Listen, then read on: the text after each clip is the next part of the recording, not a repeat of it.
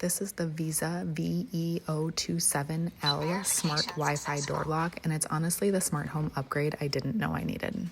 This was gifted by the brand, but I've been testing it for a while now, and everything here is my honest take. We already had a keypad lock that worked with Alexa, but this one takes it up a whole level. It connects directly to Wi-Fi, no hub required, and everything's managed through the KK Home app. I can lock or unlock from anywhere, check access history, and even get alerts in real time.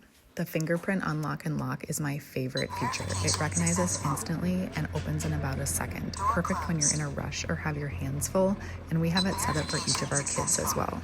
There are 7 ways to unlock: app, fingerprint, PIN, card, key, or voice control through Alexa or Google, so it's flexible for however your family uses it.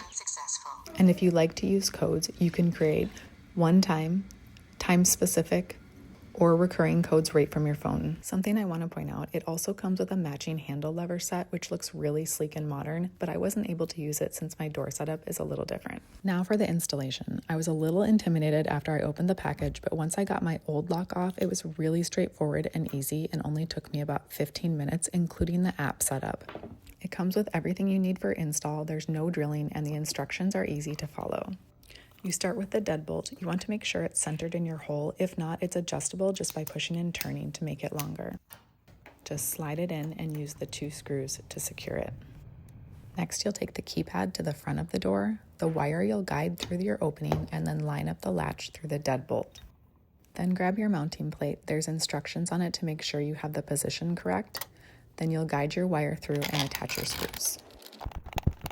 After that, grab the indoor piece, clip in the wire, and here's the most important part.